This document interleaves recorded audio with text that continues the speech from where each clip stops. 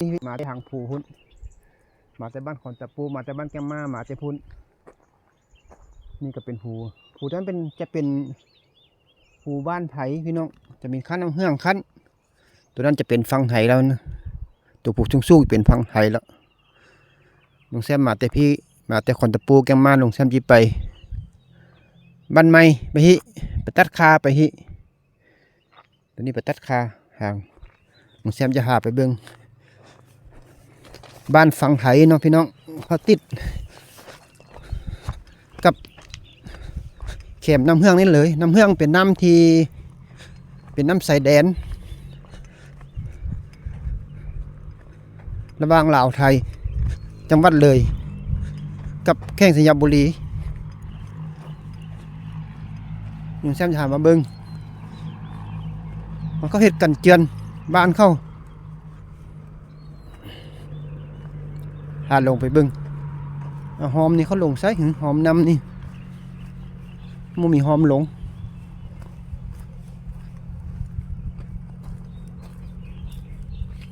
โอ้ลงมานี้พี่น้องแซมพามาเบิ่งฟังไทยเขาเฮ็ดกันเจือน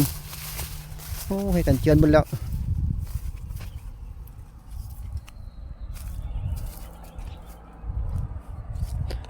นี่พี่น้องฝั่งนั้นจะเป็นฟังไทย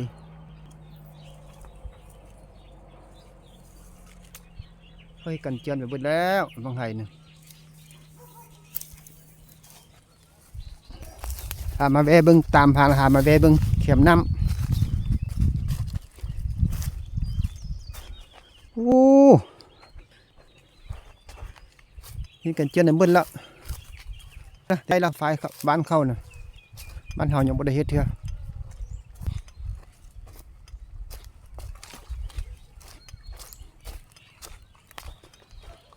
นี่ฝั่งนี้เป็นฝั่งไทยได้พี่น้องฝั่งลาวเนี่ยบน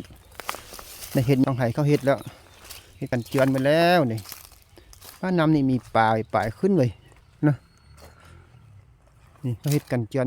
แต่เนื้อจะฮอดไตแล้วพี่น้องกว้างขวางแท้วะอันนี้เป็นน้ำเฮืองน้ำสายแดนระหว่างลาวไทยฮอดไตหุ่นตัวนั้นจะเป็นฝั่งไทยฝั่งประเทศไทยจนเหือนเป็นสารเขาอยู่แค่นั้น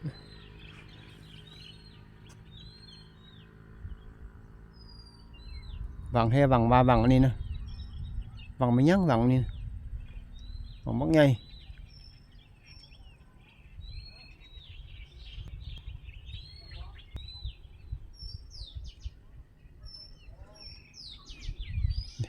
นี่ก็ปลาเป็นฟังนั้นก็เป็น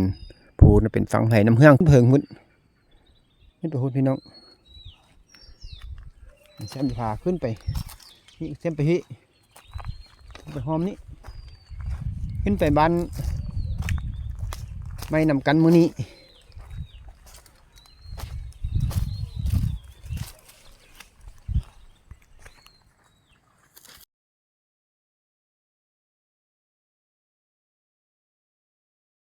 ฮอดแล้วพี่น้องบ้านผลสว่างบ้านเมืองกันท่าบ้านผลสว่างนี่กับบ้านผลสว่างคือกันบ้านผลสว่างเมืองเกณฑ์เท้ามีไล่ปลายไล่อันฮอดบ้านผลสว่างแล้วตอนนี้ก็ได้เข้าตัวบ้านผลสว่างแล้วก็ออกจากบ้านก็ขึ้นไปฮอดตัดคานี่จะเป็นลุงแซมได้เดินทางมานี่จะเข้าหัวบ้านใหม่แล้วเข้าห้างบ้านเนาะพี่น้องนี่มันเดินเรื่องหัวเรื่องขวายเขาเจ้าเข้าห้างบ้านใหม่จะได้เข้าบ้านใหม่แบบแล้วเข้าบ้านใหม่แล้วก็ออกไปตัดคาแล้วออกไปเมืองโบเตนนี่เป็นภูบ้านใหม่ภูนี้จะมีพักบ้านไร่พี่น้องพักบ้านไร่ภูนึงแซมจะเดินทางไปนี้ลุงแซมจะเดินทางพี่น้องนี่ก็จะฮอดลงไปนี่ก็เป็นบ้านเขาแล้วนี่นะลุงแซมจะเดินทางไปนี้ออกตกใส่บ้านเขาเลยพี่น้องแต่ถ้าบ่มีผู้มีขนบ่มีคนผู้อีห้ามผู้อีเว้าเข้าไปได้หมดเข้าไปให้ไปช่วยบนรถมาตอนช่วยแล้วบ้านผลสว่างกลับมาก่อนค่อยมานี่มาแว่ ขึ้นไปพี่ลุงแซมจะขึ้นไปพี่แบบนี้นะไปนี้บนนี้ก็ฮอตัดคาอันนี้จะจากภาพพายมุมสูงนะหนุ่มน้องพี่น้องลุงแซมมาอยู่มุมสูงอยู่จอมภูแล้วก็เบิ่งไปทางฝั่งไทยตัวนั้นเป็นฝั่งไทยตัวนี้เป็นแม่น้ำเฮืองพี่น้องน้ำเฮืองสายแดนลาวไทยของจังหวัดเลยตัวนั้นเป็นแม่น้ำตัวนี้เป็นแม่น้ำเฮืองตัวนั้นเป็นฝั่งไทยภูนั้นเป็นฝั่งไทยลุงแซมมาอยู่มุมสูงเบิ่งจะเห็นฝั่งเขาจะเห็นฝั่งไทยเบิดตัวนั้นจะเป็นภูฝั่งไทยเบิด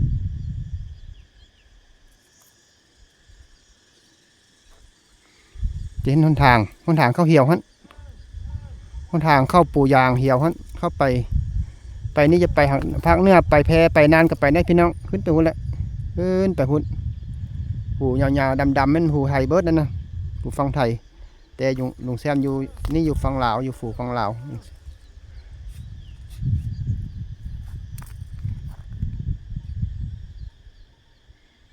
นี่ลุงแซมขึ้นมานี่ใต้ทาง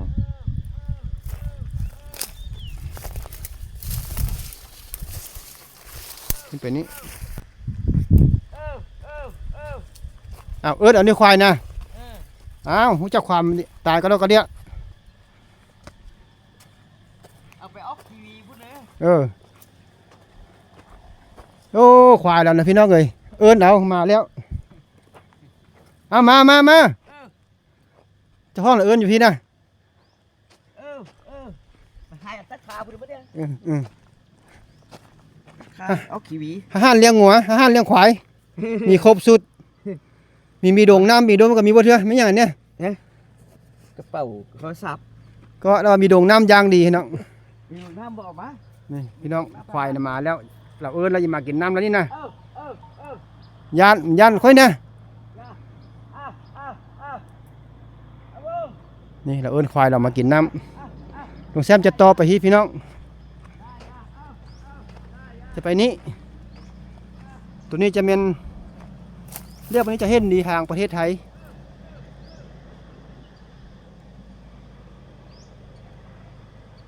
ตัวนี้จะเป็นทางประเทศไทย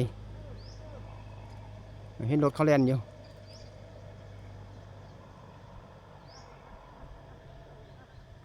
อะไรมายานคนทางลุงแซมจะไปขึ้นภูลงภูไปคนละไปหาตัดคาทางกะบอลยากกันยากบอลง่ายกันง่ายหอบปันนี้บอลยากกันยากกว่านี้แดขึ้นผูนี้กับลงผูหน้าขึ้นผูหน้าอีกตึมอันนี้เป็นตัดแม่น้ำเฮืองคือการเป็นแกงแม่น้ำเฮืองแต่ขึ้นมาไกลๆหนูแซมขึ้นมาไกลๆพี่ตัวนี้จะเป็นกองน้ำเฮืองตัวนี้จะเป็นกองตัดคาเยอะๆเหินพุ่นตัวนี้เป็นกองตัดคามันจะเป็นนิวงามพี่น้องกระลมแหงนี่มีเสียงลมบ่จะมีลมแหงมันจะเป็นน้ำมันจะเป็นตัดลงแต่เนื้อไปใจพี่น้องเนื้อพุ่นละลองทางเนื้อไปพุ่นจะเป็นตัดคาอย่างบอกว่าตัดคาเฮือนอย่างไล่อย่างไก่อยู่นี่เป็นน้ำสายแดนระหว่างไทยลาวตัวนั้นจะเป็นผู้ฟังไทยคนทางเขาจะไปฮั่นเห็นสายไฟเขาอยู่ฮั่นมีเสียงรถอยู่นี่จะมีอยู่งามๆพี่น้องคันมันแรงแห้งพอได้แห้งงามมันหินก็จะไล่ขึ้นคันดายำน้ำหนองมันอีบอเห็นบางหินนี่ก็น้ำกระใสเห็นบางหินอยู่พี่น้องแค่นี้มีปลาไล่แค่นี้นะมันจะมีปลาไล่เข้ามาดำยิงปูยิงปลาเขาได้แค่นี้นะมันมีปลาล่ามันพอมันไกลบ้านคนแล้วนี่ใต้พุ่นเป็นตะลิ้นขนาดพี่น้องเลย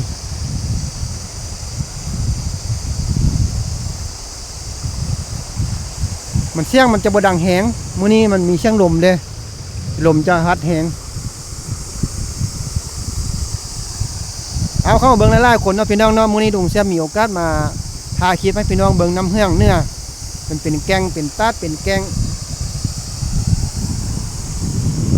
นี่พี่น้องนี่ก็เป็นแกงจอลุงแซมนางอยู่บนหินดิ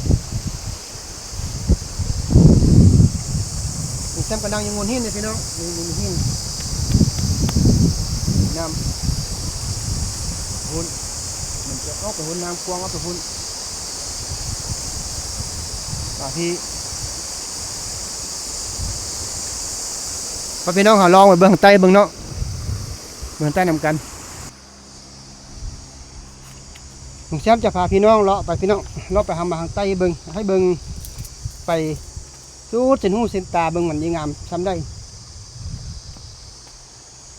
เบื้องเลาะไปใต้หุ่น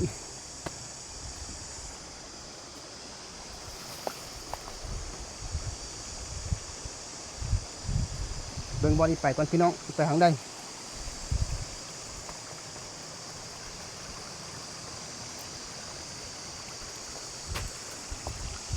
ไปใส่ไปเครื่องกลางนี่ตรงแซมมาลองมาใต้ที่แล้วพี่น้องตรงแซมจะอยู่มุมสูงขึ้นโกนหินโกนหินนี้ใช่ลองไปใต้ขึ้นไปเนื้อให้พี่น้องเบิ่งจะเป็นเครื่องหูสร้างนะพี่น้องเลยนี่แซมจับยองอยู่นี่พูดฝั่งซ้ายจะเป็นฝั่งไทยฝั่งขวาจะเป็นฝั่งลาวตัวนี้ขึ้นน้ำตัวนี้จะเป็นลองฝั่งใต้ข้องน้ำพี่น้องนี่ฝั่งใต้ข้องน้ำ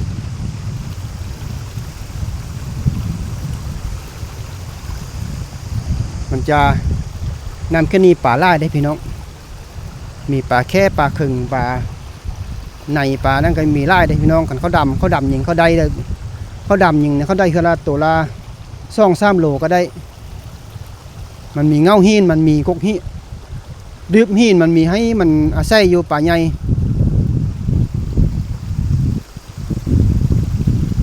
ต้านเมน้ำเฮืองพี่น้องเข้ามาชมไล่ผู้ไล่คนเด้อคนไล่กดแสให้ไล่คนในเบิ้งได้ให้นำกันอันนี้คือต้านเมน้ำเฮืองแต่มันบ่เป็นตัดขาเหือแต่ตัดไตอยู่เป็นตัดขาเหือตัดขาจะเป็นอยู่เนื้อพูดอันนี้ของไตมันต้องเป็นไตตัดขาอย่างเรื่องเดียวเบิ่งตัดขาเหือให้เบิ่งทางไตของมันก่อนก็ยังไก่เติบอยู่ที่ฮอดป้าสุดพี่น้องมันอยู่น้ำมันลมพัดวีสมพอเขาบอกมาลิ้นน้ำมันหนาวลิ้นน้ำขึ้นมาแล้วมันหนาวมันมีลมฝั่งเสียงลมได้ลมพัดกระดอกกระเดียแปลงบึงแปลงเคิงกระแห้งคืองามของร่มกระแห้งงามนี่จะเป็นเคสนี่จะเป็นปลานี่จะเป็นฟังเหลา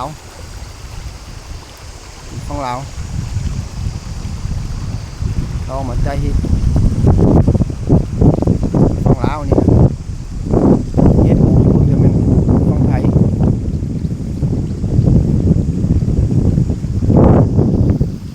ตัวนี้จะเป็นภูฟังไทยก็จะมีห้นทางก็ไปไกลๆฮะ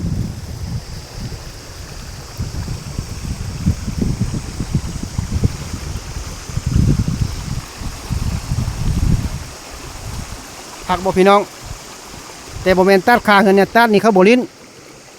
กันถ้าบ่มีตัดขาเขากันมาลิ้นอยู่เนี่ยยังตัดขาแห้งไปกว่านี้เป็นตะเบิงกว่านี้อันนี้บ่แม่นตัดขาตัดลุมตัดขาออกมาที่จะลุมตัดขาออกมาตัวนี้กันถ้าบ่มีตัดขากับเป็นตะลิ้นอยู่อันนี้นะ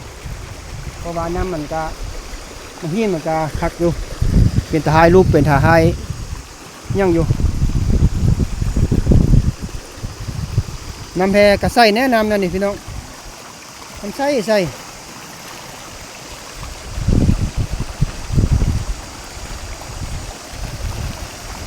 มุด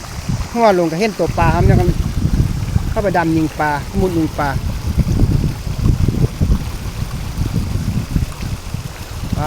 น้ำแกงน้ำแต่ลิ้นน้องพี่น้องเนาะปลาหางไตบ่คักปานได้พี่น้องลุงแซมว่าทางเนื้อก่อนทางเนื้อนี่เป็นตาเป็นคักกว่าทางเนื้อจะคักกว่าหางไต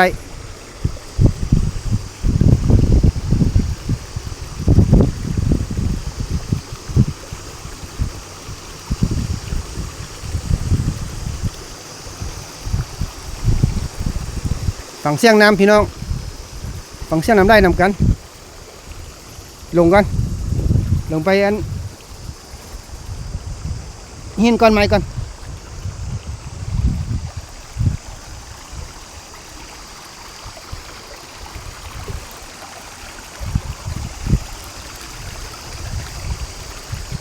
มาถ่ายรูปพี่น้องคัก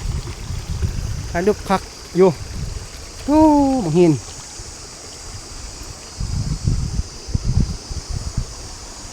มหัศจรรย์บังหิน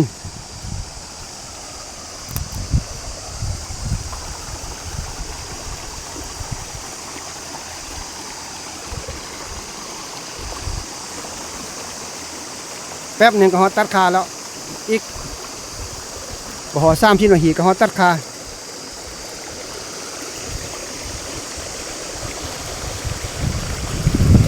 แต่ตอนนี้ยังบ่เฮิงตอนเที่ยงเฮือยังบ่มีคน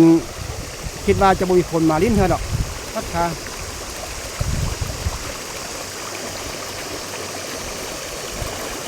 เอาพี่น้องเบิ่งจุใจแล้วเนาะเบิ่งเต็มหูเต็มตาบดทุกคนแล้วยัง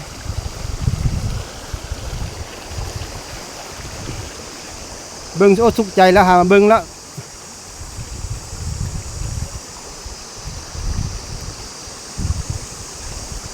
คลิปนี้กับลุงแซมก็ขอจบคลิปไว้ก่อนขออนุญาตจบคลิปไว้ก่อนพอกันคลิปหน้าคลิปใหม่คลิปต่อไปเนาะพี่น้องเนาะคลิปนี้ลุงแซมขอกล่าวคำว่าสบายดี